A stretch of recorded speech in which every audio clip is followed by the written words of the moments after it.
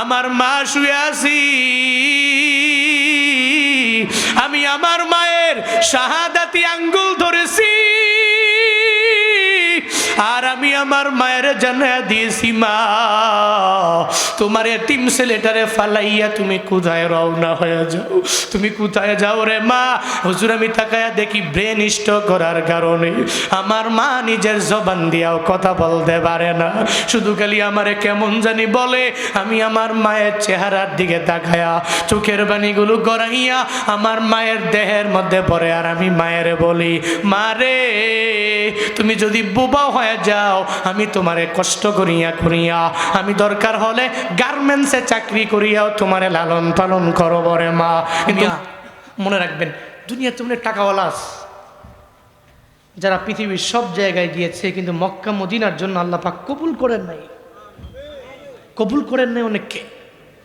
এখানে যাওয়ার জন্য মন লাগে 1 নাম্বার, 2 নাম্বারে রবের পক্ষ থেকে কবুলিয়াত লাগে। আল্লাহ আমাদের সবাইকে কবুল করেন, জোরে পড়েন। রাগ করেছেন, কষ্ট পাচ্ছেন নাকি? আব্দুর রহমান সুদাইসি নিজের মায়ের জানায়া দেয়, মা এই কালো গিলাফ এত সুন্দর, যতই দেখি আমার মজা লাগে রে মা। বারবার যখন মায়েরে বলে কালো গিলাফের ব্যাপারে, মা বলে, সন্তান রে এই গিলাফ এত পরিমাণে ভালো লাগে, বলে ভালো লাগে। মা যখন সন্তানের এই কথা শুনে মায়ের মনটা বড় হয়ে গেল, সন্তান আমার এই বাইতুল্লাহর জন্য এত পরিমাণে প্রেমিক হয়ে গেল। আব্দুর রহমানের মাথার উপরে মা একটা হাত দিয়া আর একটা হাত দিয়া বাইতুল্লাহর কালো গিলাফের মধ্যে ধরলো। আল্লাহু আকবার পড়বেন না? আরো জোরে পড়বেন না? এদিকে মায়ের হাত আর একদিকে হাত দিয়ে আমার বাইতুল্লাহর ঘর, বাইতুল্লাহর কালো গিলাফের মধ্যে মা একটা হাত দিয়া ধরে, আর একটা হাত দিয়া আব্দুর রহমান সুদাইসির মাথার মধ্যে হাতটা দিয়া আমার মাওলা দরবারে আবদার জানায়, ও দয়ার মালিক আমি জানি আমার বাড়ি মক্কায় না, মদিনায় না, আমি নবীর বংশেরও কেউ না, ও আল্লাহ গো আমি বাদশার পরিবারেরও কেউ না, কিন্তু আমার সন্তান এই বাইতুল্লাহর জন্য এত পরিমাণে পাগল ভাড়া হয়ে গেল।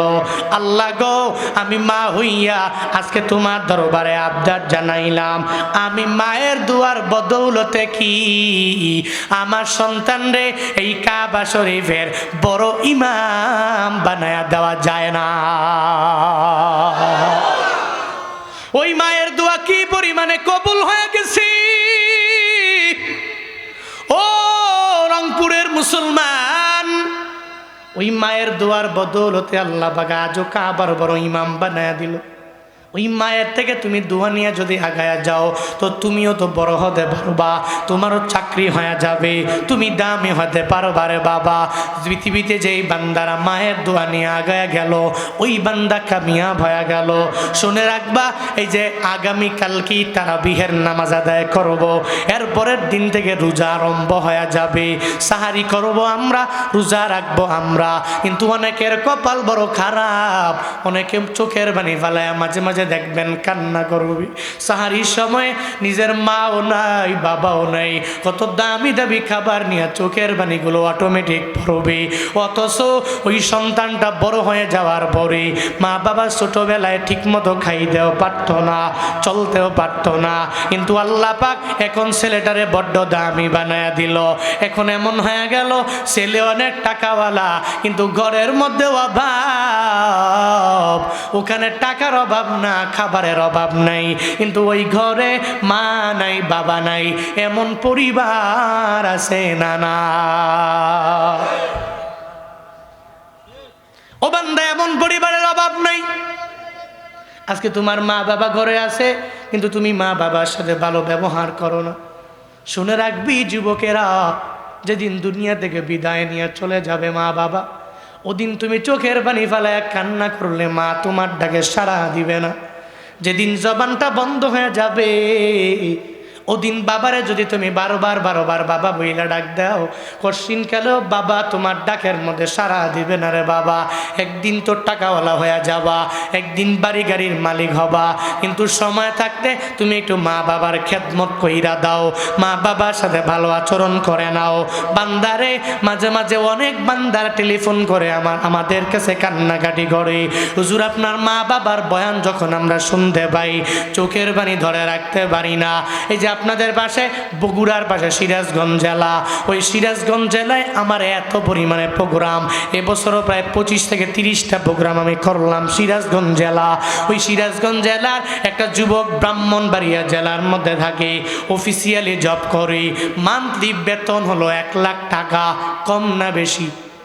হ্যাঁ, 1 লাখ টাকা বেতন পায়। হঠাৎ রাত 1টা বাজে টেলিফোন করে, দেখি চোখের পানি ফালায়া ফালায়া যুবক মানুষ কান্না করে। আমি বললাম আপনি কান্না করার মানে কি? এই গভীর রাতে আমারে ফোন দিলেন কেন?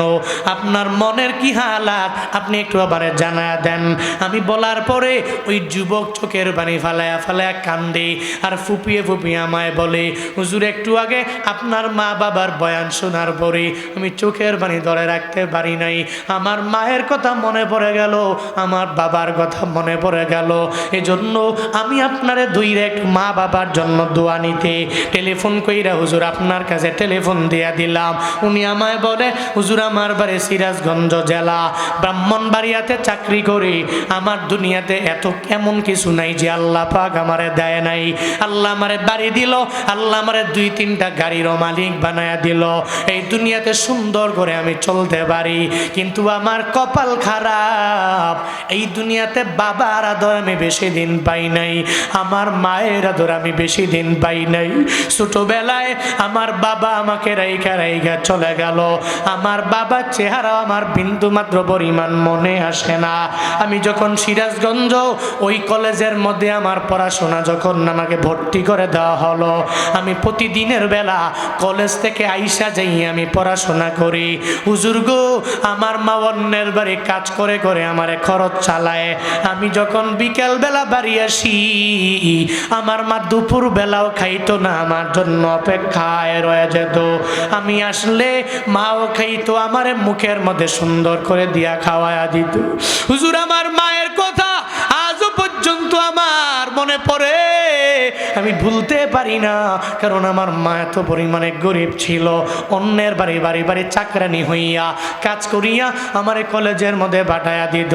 এরপরেও কত বেচারারা আমার মায়ের অফার দিয়ে দিল বিয়ে করার জন্য। আমার মা আমার চেহারার দিকে তাকাইয়া বিয়ার পিড়ির মধ্যেও বসে নাই।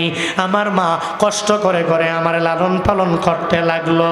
তবে হুজুর আমার একদিন কলেজ থেকে ছুটি দেওয়ার পরে আমি বাড়ির মধ্যে আসার পরে আমি বাড়িতে এসে দেখি আমাদের যে ঘরটা আছে ওই ঘরের মেন দরওয়াজাটা তালা মারা। আমি তালা মারা দেখিয়া আমি পাগল পাড়া পেরেশানির মধ্যে পড়ে গেলাম। আমার মায়ে কই? আমার মায়ের যদি না পাই আমি কোন জায়গায় যাব? হুজুর আমি দৌড়াইয়া আমার পাশের ঘরের মধ্যে আমার চাচি আম্মা, ওই চাচি আম্মার নিকট যখন আমি চলে গেলাম, চাচি আম্মারে ডেকে বললাম, চাচি আম্মা গো, যেই মায়ের সারা আমি চলতে পারি না, আমার মায়ে কই? কোথায় চলে গেল? আমার মায়ের ব্যাপারে সন্ধান দাও। চাচি আম্মা প্রথম কিছু বলে না। চাচি আম্মাও কেমন যেন মনটা বেজার হয়ে গেল। চাচি আম্মা একটু পরে আমি যখন বারবার বললাম, ও চাচি আম্মা আমার মায়ের খবর দাও, তুমি কেন বারবার আমার মায়ের ব্যাপারে কথাগুলো গোপন করে রাখো? আমার মায়ের ব্যাপারে আমার জানাও। কোথায় আমার মা আছে? আমার দৌড়াইয়া ওই জায়গায় যাওয়া লাগবে। আমি আমার চাচি আম্মাকে যখন বারবার পিড়াপিড়ি করতে লাগলাম, আমার চাচি আম্মা চোখের পানি ফেলায় আমার জানায়া দিল, জাদুরে, যেই মায়ের আদর নিয়ে তুমি এত বারবার বড় হয়ে গেলা, যেই মায়ের সারা বিন্দু মাত্র সময় তোমার ফুরায় না রে বাবা। তোমার মা অতিরিক্ত প্রেশারের কারণে একটুকে ব্রেন স্ট্রোক করলো। ব্রেন স্ট্রোক করার কারণে ওনাকে ধরাধরি করিয়া সিরাজগঞ্জ মেডিকেল কলেজের মধ্যে নিয়ে যাওয়া হয়েছে। তুমি যাও তোমার মায়ের শয্যাশায়ী বেডের পাশে গিয়া দাঁড়ায়া যাও। ওই যুবক আমায় ডেকে বলে, হুজুর আমার কেমন জানি হয়ে গেছি,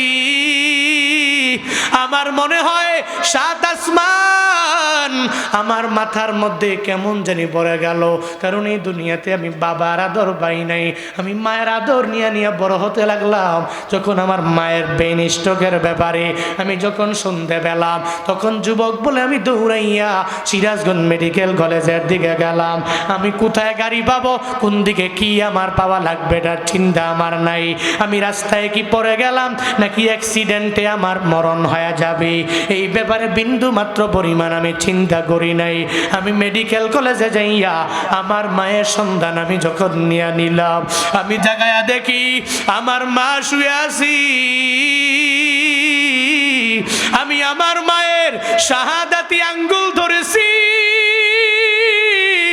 আর আমি আমার মায়ের জানায়া দিয়েছি, মা তোমার এতিম ছেলেটারে ফালাইয়া তুমি কোথায় রওনা হয়ে যাও, তুমি কোথায় যাও রে মা।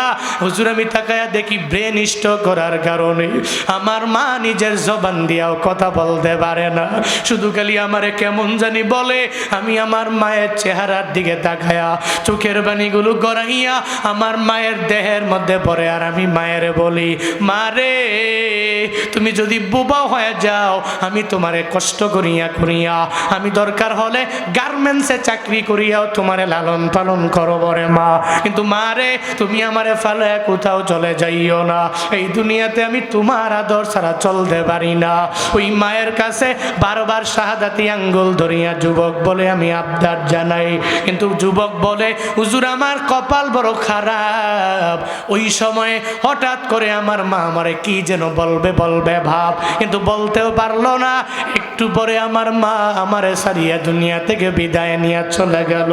আমি আমার মায়ের বুকের মধ্যে মাথা লাগাইয়া কত কান্না করেছি, আমার মায়ের কপালে আমি চুমু খাইছি, আর আমার মাওলার দরবারে বলেছি, আল্লাহ গো দুনিয়াতে আমার মাও তুমি নিয়ে গেলা, আমার বাবাও তুমি নিয়ে গেলা, কিন্তু হুজুর আমি বিন্দু মাত্র পরিমাণ আফসোস করলাম না।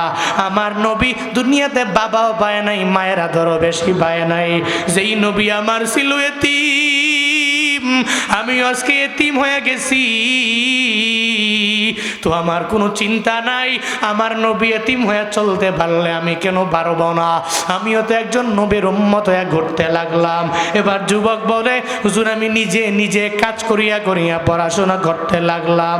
আজকে আমার দামি দামি কয়েকটা বাড়ির মালিক আমি হয়ে গেলাম, কয়েকটা গাড়ির মালিক আমি হয়ে গেলাম, কিন্তু আমার কপাল বড় খারাপ। এই দুনিয়াতে আমি যারে খাওয়াইব ওই মাটা আমার নাই, এই দুনিয়াতে আমি যারে খাওয়াইব ওই বাবাটা আমার নাই। যুবক বলে, হুজুর আমার টাকা দিয়া যদি আমার মায়ের আনতে পারতাম, তাহলে টাকাগুলো ব্যয় করে আমার মায়ের আনতে পারতাম, কিন্তু আমি তো তা পারবো না, এটা তো দুনিয়াতে সম্ভব হবে না। এজন্য বাবারা বলি, তুমি থাকতে মা বাবারে কদর করবা, থাকতে মা বাবারে পরিপূর্ণ দাম দিয়া দিবারে বাবা। এই যে রমজানে ইফতারের মধ্যে মা যদি দুনিয়ার মধ্যে বেঁচে থাকে, তুমি যদি মা তোমার সাথে বাসার মধ্যে থাকে, সঙ্গে সঙ্গে মাকে সঙ্গে করে লইয়া ইফতার করবা, মা যাইটা যেটা খাইতে চাই ওটা খাওয়াইয়া দিবা। আবার সেহারির টাইম যখন হয়ে যাবে, ওই সময়ে মাকে সঙ্গে করে লইয়া সুন্দরভাবে প্লেটের মধ্যে বসবা, ওখানে বৈশা মা যেটা খাইতে যায় ওটা খাওয়াইয়া দিবা। পারবানি ইনশাআল্লাহ? পারবেন ইনশাআল্লাহ? মা যার বেঁচে আছে ইফতার এক লগে বৈশা করবেন, সাহারি বাসায় থাকলে এক লগে বৈশা মা যেটা খাইতে চায় ওটা খাওয়াবেন। পারবেন? পারবেন ইনশাআল্লাহ? আরে মাদের স্যাক্রিফাইস তো স্যাক্রিফাইস। গর্বে নিয়ে যে আপনারে 9টি মাস 10টি মাস পর্যন্ত গর্বে নিয়ে যে মা বড় করলো, এর চাইতে কষ্ট পৃথিবীতে কেউ বেশি করে? আর করে? কেউ করে না।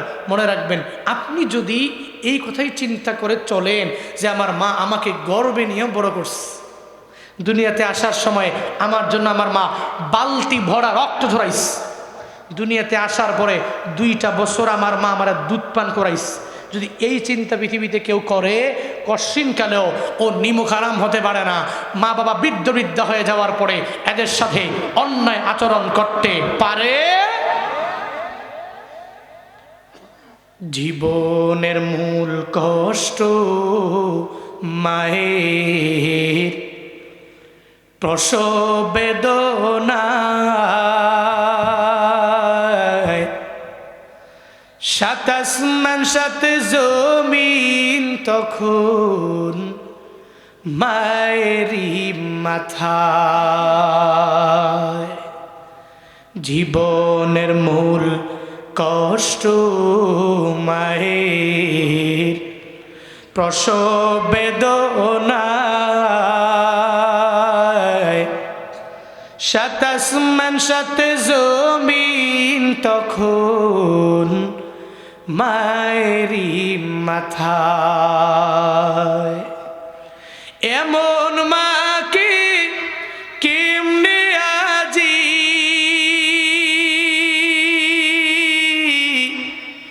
এমন মাকে কেমনে আজি যাব আমি ভুলিয়া।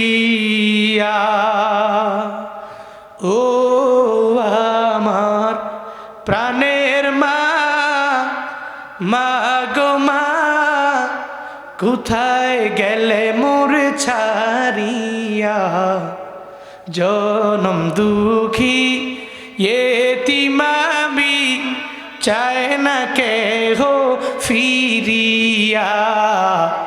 জনম দুঃখী এতিম আমি, চায় না কেহ ফিরিয়া। আমি যখন ছিলাম আমার মায়েরই উদরে, চলাফেরা করতেন যে মায় কত কষ্ট করে। আমি যখন ছিলাম আমার মায়েরই উদরে, চলাফেরা করতেন যে মায় কত কষ্ট করে। আমার সুন্দর মুখ দেখে মায়ের, আমার সুন্দর মুখ দেখে মায়ের ব্যথা যায় দেয় হাসায়া। ও আমার প্রাণের মা, মা গো মা, কোথায় গেলে মোর ছাড়িয়া। জনম দুঃখী এতিম আমি, চায় না কেহ ফিরিয়া। জনম দুঃখী এতিম আমি, চায় না কেহ ফিরিয়া। জনম দুঃখী এতিম আমি, চায় না কেহ ফিরিয়া।